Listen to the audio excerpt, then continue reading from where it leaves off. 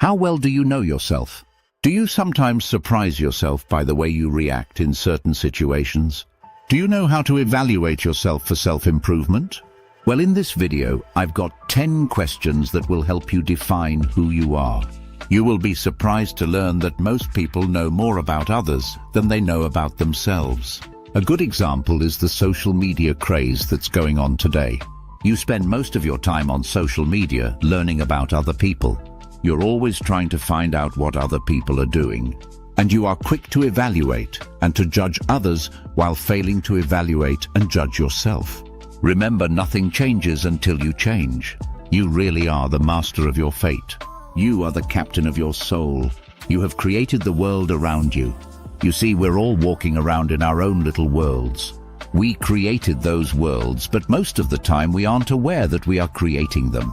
Awareness is the major practice that is mentioned in the book Living the Virtuous Life by Orville T. Miller. He states that a transformed life begins with awareness.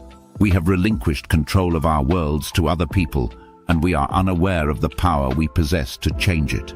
But the key to taking back control of your world is understanding yourself and improving yourself.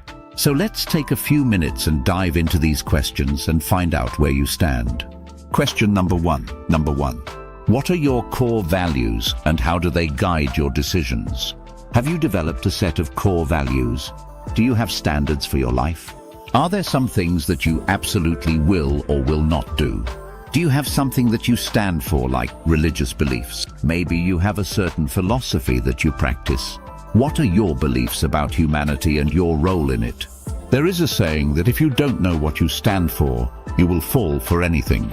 You make decisions based on what you believe, so make sure it's something solid. Number 2.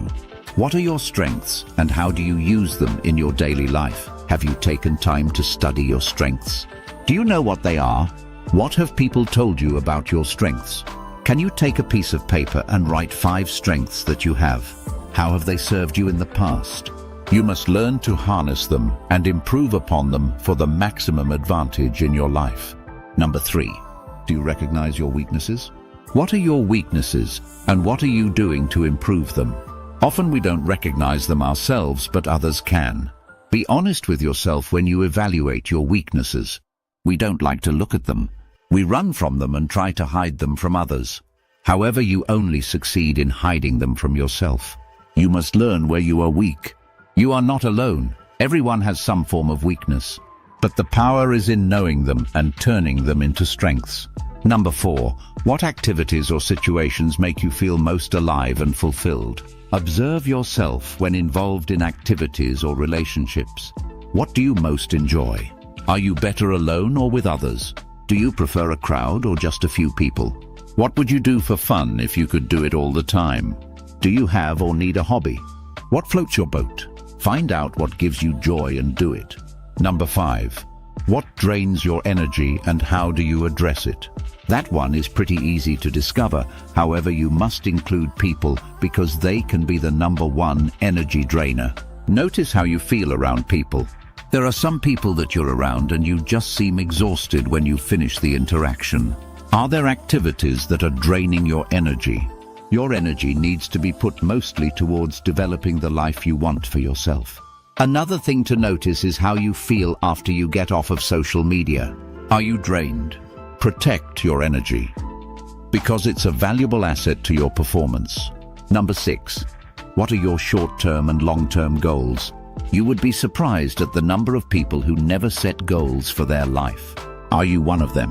Where do you want to be in the next 5 years? What do you want your life to look like by then? Would it be a new job, a new career, a new relationship, new clothes, a new car, and the list goes on and on. What about your short-term goals? What do you want next week? What do you want next month? Your short-term goals should be made and undertaken with the long-term goals in mind. Your daily activity should line up with your short-term goals, and your short-term goals should line up with your long-term goals. That means every day you're doing something to change your life and make it better. Take some serious time and write your goals out and put them somewhere you can see them every day. At the end of the day, evaluate yourself as to your progress on your short-term goals. If you don't know where you're going, how will you know when you get there? Number 7. How do you define success for yourself? What does success look like for you? Success means different things to different people. Define what success would look like to you in your life. What would success look like in your business? What would it look like in your relationships? How much money do you need? What type of living arrangements do you need? What changes do you need to make to get to that success? Make sure that your journey towards success is not chasing fantasies. Be realistic as to what you think you can accomplish and go for it. Number 8. What fears or insecurities often hold you back? This one is crucial because fear keeps so many people from accomplishing the things they want in life. You fear that you're not good enough. You fear what others will say. You fear getting laughed at. There are so many fears that hold us back. We must learn how to overcome that fear. We must learn how to be afraid and do it anyway. Prepare ahead of time as to how you would deal with that fear when it comes. And you'd better believe fear will come. Number 9. What does your inner critic often say and how do you respond to it? Everyone has that inner critic in their mind that's telling them they're not good enough, pretty and strong enough, smart enough, brave enough, and that you will never accomplish what you set out to do. How do you respond to it?